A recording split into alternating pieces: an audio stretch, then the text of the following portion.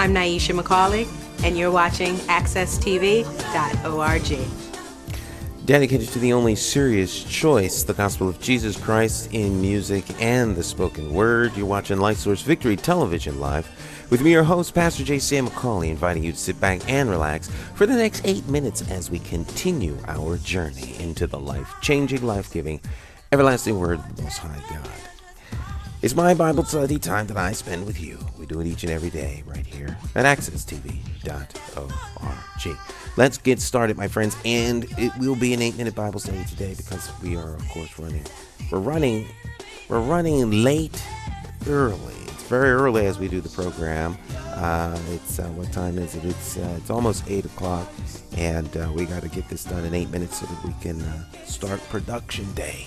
All right, let's get started. On your screen, the life-changing, life-giving, everlasting word of the Most High God, verse 8, chapter 4, talking about the battlefield of faith, which takes place in the mind, the outward manifestation of faith, evil, treachery, murder, and all those kinds of things, as this is where we were when we were last together, which of course was yesterday. Cain talked with Abel, his brother. And it came to pass when they were in the field that Cain rose up against Abel, his brother, and slew him. Now, if it seems like an odd abruption or a way to start, then that means you missed yesterday's program, which you can see at AccessTV.org, channel 10, and watch the program from yesterday, okay? Because we don't do review. That's why I let you know it's my Bible study time that I spend with you. I don't need to review because this is where I left off, okay? Verse 9, the Lord said unto Cain, where is Abel your brother? Now, it's important that you understand that the question is not to beg information because of ignorance. The question is to present opportunity for Cain to own his actions. It's an opportunity for Cain to demonstrate ultimately what it is he was trying to show God. And you said, well, Pastor Stan, what are you talking about? Well, if you do remember yesterday when we were saying how Cain's effort, his offering, was an attempt to get back into the garden, that God would lower the shield, dispatch the cherubim, and allow him access into paradise lost, where there was fruit, where there was a bounty, where there was luxury, where there was pleasure, where all of the nice things were, because that area hadn't changed. All right. It was a paradise. And so there was no need to till the ground and to be burdensome, and things just were. Okay. Imagine if you picked fruit from a tree and the fruit immediately grew back. All right, there's no reason why it needs to take as long as it does. Okay, you pick the fruit and boom, fruit would just grow right back. So unlike the experience outside of the garden, where you had to work and you had to keep and you had to toil and you had to dig and you had to plant and you had to nourish and water and all of the things that are necessary to produce a bounty from the ground. So Cain was trying to get back inside the garden. Now, if he could just please God, demonstrate to God that he was in good standing, suppose he could get back in. Now, there's nothing that says this. I'm just postulating this. I'm putting it forward for your consideration, based on the evidence that I extrapolate from what we're reading here. Okay, so Cain kills Abel. The reason he kills Abel is because Abel's offering was received by God. Now, it could be that Cain thought, now Abel's going to have access to everything. He's going to be able to get back into the garden because God has favored Abel. Now we arise at a place of conflict. Okay? And murder ultimately comes as a result of a conflict. There is an equation of need as perceived by the actor in the action. Okay? And the actor is unable to resolve the conflict, so he or she decides to do so by eliminating the source of the conflict. All right? And unlike a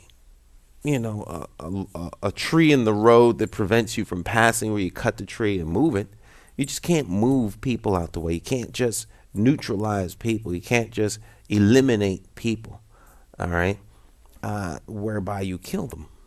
All right? That's murder.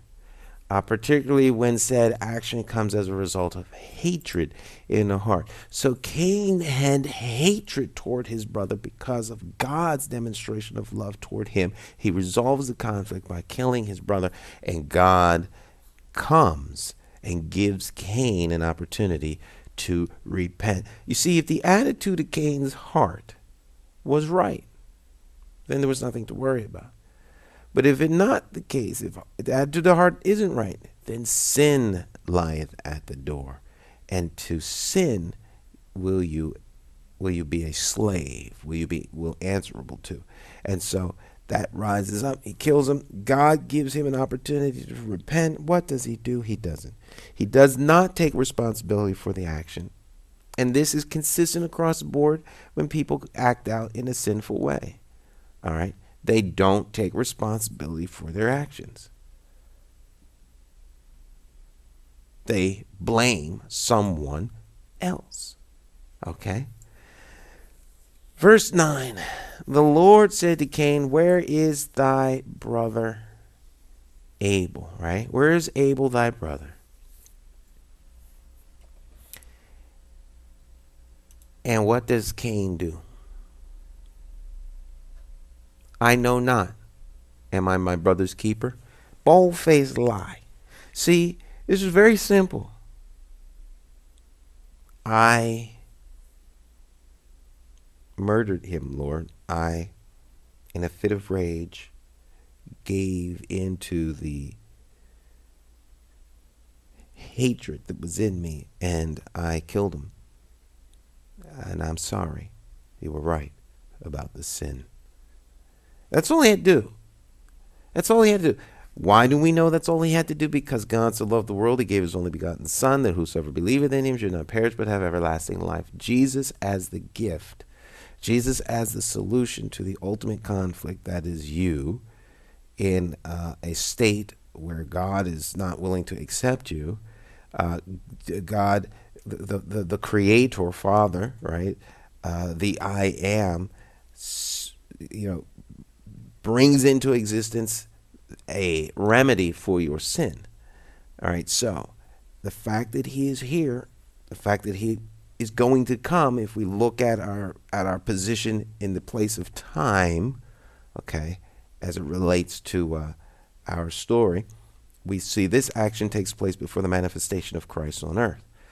The fact that Christ comes is proof that God would have forgiven him had he just had a change of heart, had a real repentant attitude. Because ultimately Jesus pays the price for Cain's sin.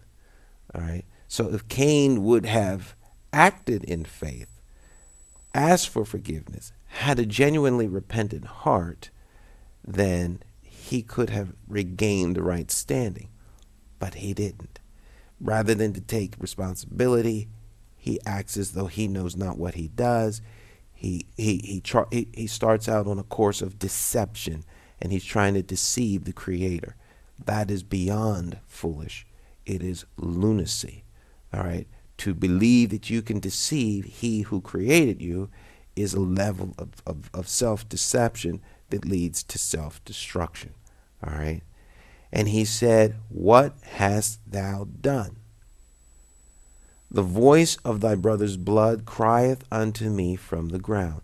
See, the life is in the blood. The life is in the blood. And so, though he be dead, he yet spake. All right? Though he be dead, he yet spake. Though he be absent from the body, he is not without life. All right? I choose my words carefully. Though he is absent from the body, he is not without life. Thy brother's blood crieth unto me from the ground. Verse 11, top of your screen. And now art thou cursed from the earth, which has opened her mouth to receive thy brother's blood from thy hand. When thou tillest the earth, it shall not henceforth yield unto thee her strength. A fugitive and a vagabond shalt thou be in the earth. 13.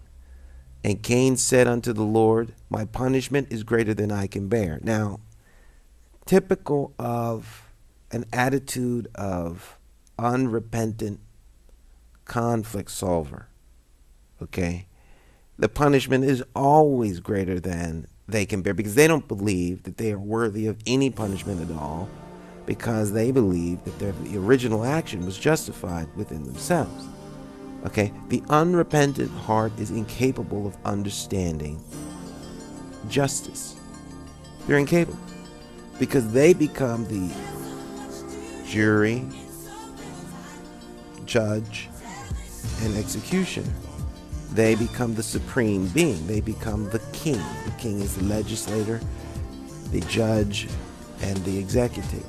So they make themselves king upon the throne, whereby they pass judgment, execute said judgment, and move forward. All right, that is the attitude of the unrepentant heart. Oh my God, my punishment is greater than I can bear. Oh, woe is me. Meanwhile, the person you just murdered means nothing to you. They were a bump in the road which you eliminated so that you could move forward. Very, very dangerous place to be. But that is always the place when folks are out of sync with the Creator. All right, my friend, that's all we have time for today. Unfortunately, it's an 8-minute Bible study. So while we could go on, we can't because we're out of time. But we'll be back tomorrow. Pick it up and do it all once again. Remember, Monday through Friday right here at accesstv.org, Light Source Victory Television, reminding you of this one fact, and that is that Jesus Christ is Lord of Lords and King of Kings. He alone saves and changes lives. Won't you call on His name today? Allow Him to be Lord of your life. God bless you all. Keep you strong in faith. We will see you tomorrow, Friday. Bye-bye. The baby cries. Father, change that